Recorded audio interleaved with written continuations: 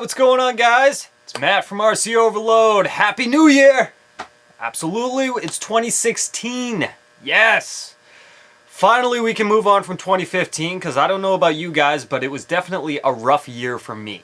I had a lot of good things happen, but a lot of bad things happen at the same time. So, I myself am looking forward to 2016, and what's in store for, just my life in general. As well as the RC Overload YouTube channel and website and all that good stuff. So, yeah, 2015. It was definitely a difficult year for me, at least. However, there were some good things that happened. Like, I ended up going out to Proline Racing and meeting the entire crew over there. Which was really cool to see how all of their products are made and how they go about doing their daily duties and whatnot. That was actually pretty cool. On top of that, I got part of a network, the Radio Controlled Network. That's so cool. A lot of great things are happening with that. As you guys can see, I have so much going on here at the studio. I mean, actually, you can't see, you just see the Sakura D4 build going on behind me that we're going to get into here in a second.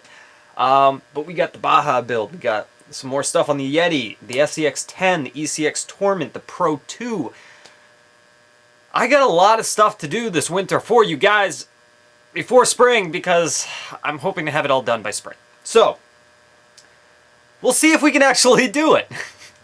But nonetheless, you guys, I'm pretty stoked for 2016. I hope you guys are as well. I am planning a lot of cool things this year.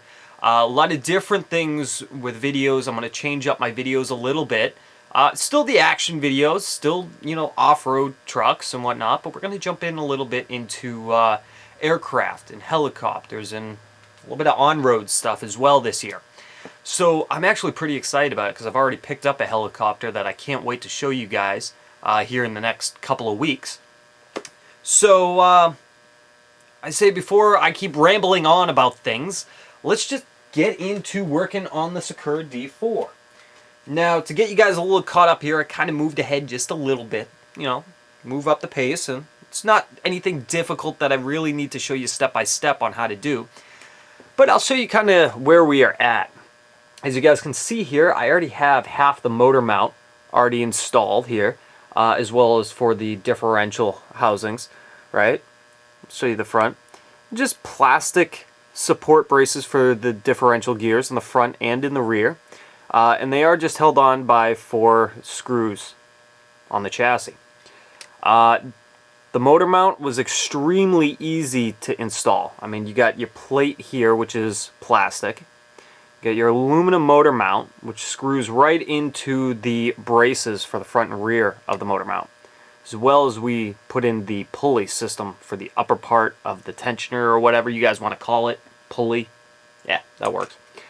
Little trick, if you guys are installing this and you're putting in the pulley, I found that if you put the pulley on this support brace right here, put the screw in, put the little spacer that's behind the pulley, and then take the pulley and the support brace and slide it all in at the same time, it works a lot easier. So put the pulley on the support brace first, put your screw in, and then put it all together. Alright? So, what are we doing today? Today we are installing the front and rear differentials, as well as the center diff that goes on the top of the motor mount. So, as well as the belts, which are really cool, because this will be the first car that I've ever had that requires a belt.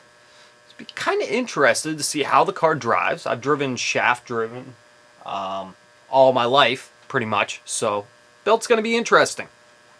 Shouldn't be anything really different, honestly, but we'll see how that goes when it comes down to actually driving it. So, let's get in! Let's do it! Woo! Gotta bring the camera closer. Alright guys, so as you can see, I have already laid out everything that I'm going to be doing today, which does include the front differential, the rear differential, and the spur gear, as well as the center gears that go up top of the top motor mount here. But to start off first, we're going to actually be installing the rear differential. Now, these gears I noticed are all plastic, right? which I don't think will actually be a problem, considering there really shouldn't be much. Oops, sorry. See if I can get that to focus. Which really shouldn't actually be a problem, considering your tires are slipping half the time, so there really shouldn't be too much pressure on the drivetrain. So one of the things you're going to notice when you get your rear differential is it's actually going to have this plastic ring in the middle of it, kind of like that, which you are going to need to cut out in the 3 corners. As you guys can see here, there's 3 tabs. You do not need to take the tabs completely off, okay? They have little grooves inside of them to kind of show where you need to make your cuts. After that, we're going to go ahead and take our center differential locked piece and we're going to slide it in. You will notice that the differential will only go on one way. It has to be on the flat side, not the side with the support braces, okay? So you're going to put that in, line up your holes, and then we are going to be installing our screws. Alright, so we got 3 screws. Get that started here.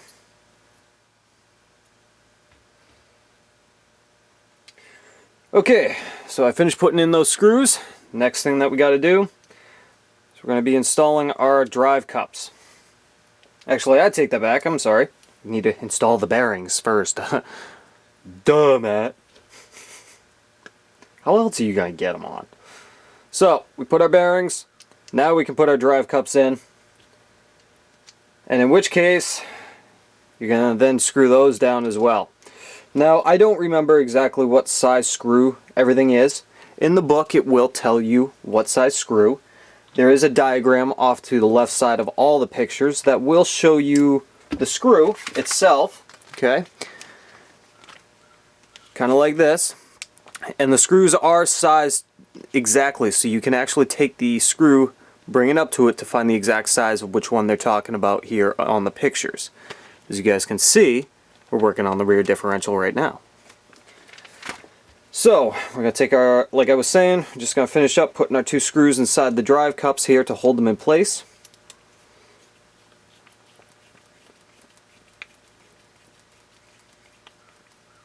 Okay. And voila, that's it for the rear one. So we'll put that off to the side. We will be getting to these here momentarily. I will explain those that we don't need at the moment. So now we're going to get right onto the front differential, which is a little bit more involved. You guys will see that the spider gears come in these little plastic housings. As you notice, I've already taken most of them off. But I wanted to show you guys this so you were aware. Just have to take your knife and pop them all off. Or you can use, you know, wire cutters, anything to cut the plastic really. I like using the knife. And you want to just make sure you go around the edges where they all attach to make sure it's nice and smooth. If there is any burrs, I usually just take my knife and cut it off, or I take a piece of sandpaper, very fine sandpaper, and smooth it down. Alright, so first thing is first. Now I am looking at the instructions booklet while I am talking to you guys because there is a lot involved here in the rear differential.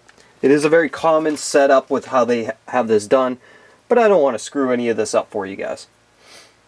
So we're going to end up taking our differential plate, the one with the actual gears attached to it, steel drive shaft cups for the front.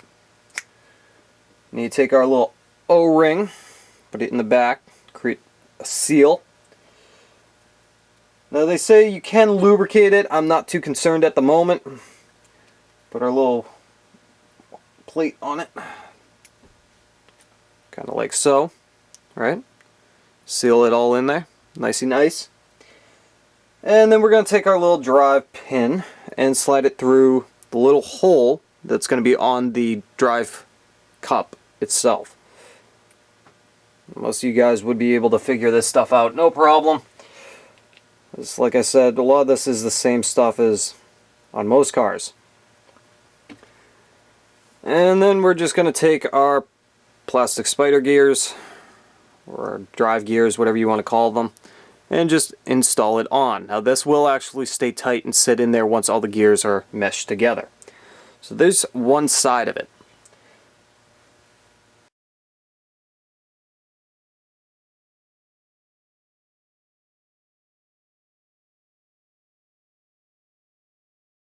Okay, next step, we got to install the rest of our little tiny itty bitty spider gears. Now, do not lose this piece. It was loose in the bag. It is not just a support brace for all the other plastics. You do need this. This is for your gears. Alright? First thing you're going to do is you're going to install all your gears onto it. Okay? Put all of our gears on. Do kind of go on a little tough at first, but once they're on the shaft, they'll slide in the rest of the way easier. Yes, that is what she said. Okay. So now we're just going to move them all down. We're going to take some washers, put them on there.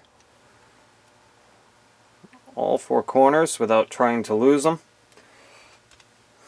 Okay. Voila. And then we're simply just going to take all of our gears and the washers and just put it right inside this housing. Just like so. And you're going to push it in. You can see kind of how far in that they'll sit, okay?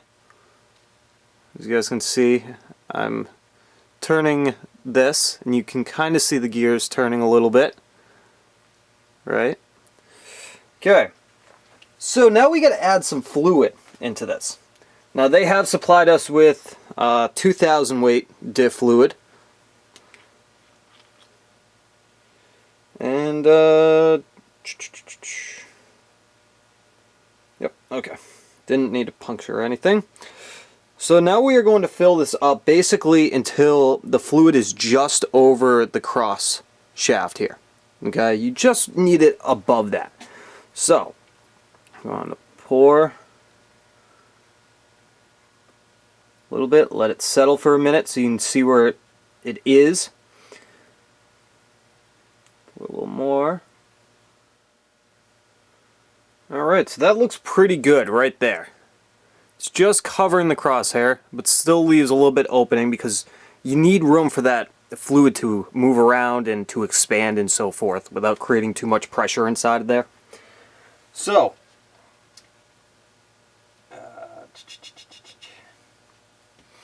alright, we are going to take our little O-ring, right? Put a little O-ring right around.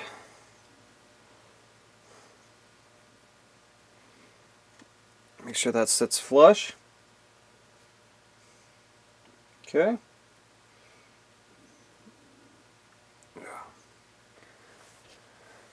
Take our other little gasket, line it up. This part does get a little tricky, so I apologize guys if I don't make the best view with that, especially with what just happened. Alright, so let's try that again. Alright, we're going to try something. Ah! Done! It worked!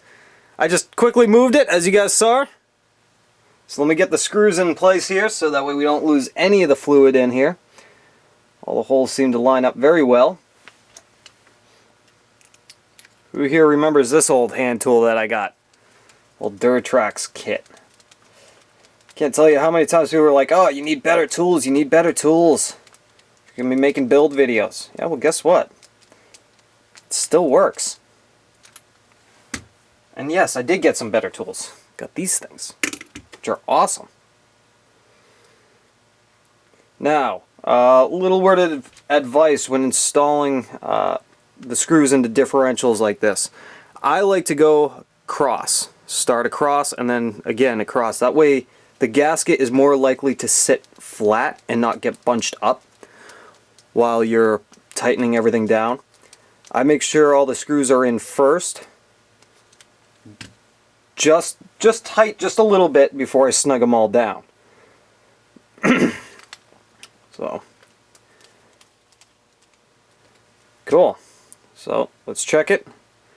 Seems good. Everything's moving freely. Awesome. So now we'll finish this off by installing bearings as well into this one. And now our front differential is complete. So we now have a front and a rear differential.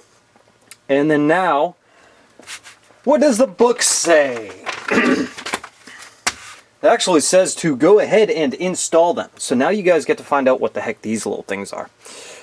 These, okay, bring them up close, actually go over the bearing. They are adjusters.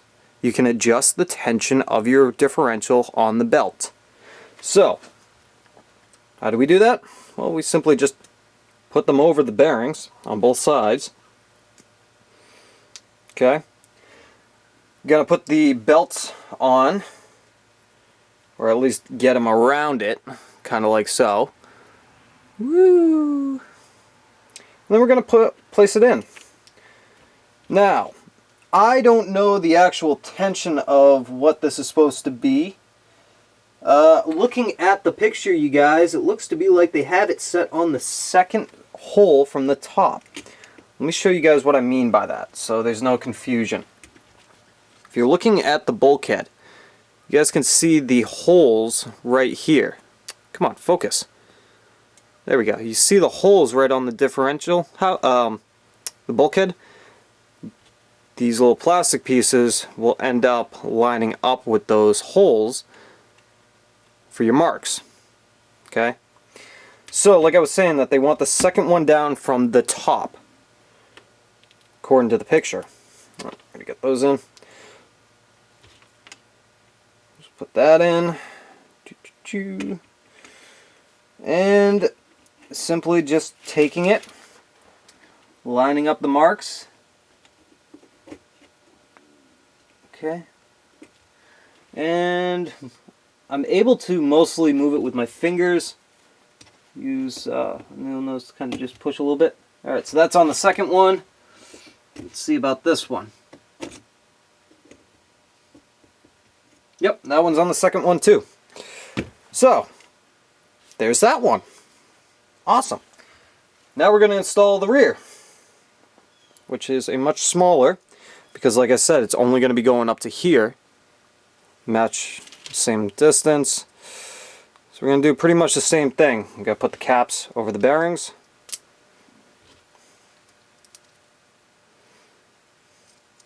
Ooh. Okay.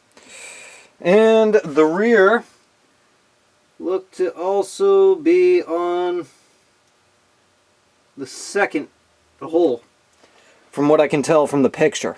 Now, there's nothing else that I've seen so far that really tells me otherwise. Plus, they're adjustable, so find out anything needs to be moved around. Awesome. I'll do it then. So, put that on the second one. And then we will do the same with this one. I'm just trying to see behind here. Cool. So, there's that. Now we got to install this, the center gear, or whatever, basically another pulley system right in here, which is going to require these parts over here. So let me pull these up for you guys. So first things first is we need to assemble the gears. As you guys can see, this is one of the gears. This is its backside. It uses a plastic piece. Okay. Kind of like so. Now, going by the picture, they say to install it. Right? Okay.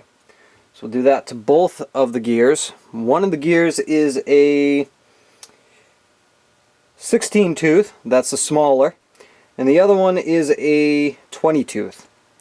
Now the 16 tooth will be on the, if you're looking at it dead on, will actually end up being on the right side from what I can tell. So let's slide that in.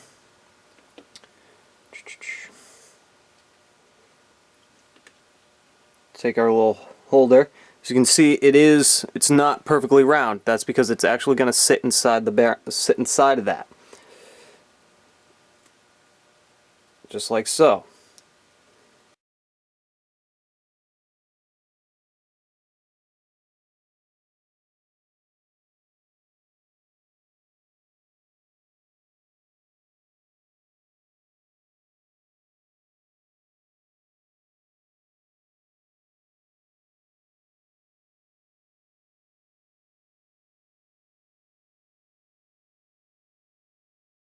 So, that's it for today. I'm sorry, you guys. I struggled so much when putting this in. Just sometimes things never go the way that you hoped they would, especially when trying to create a video.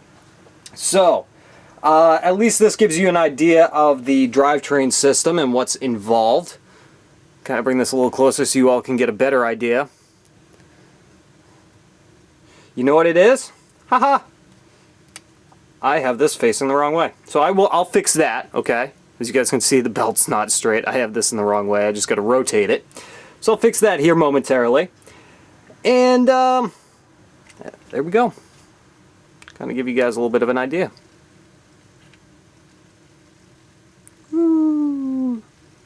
Alright guys, thanks for watching. Again, I'm sorry it didn't go as smoothly as before. And hopefully the next video will at least be a little bit easier. So, thanks for watching, guys. Feel free to subscribe, comment, let me know what you guys think, and I'll see you on the next one. Catch you guys later.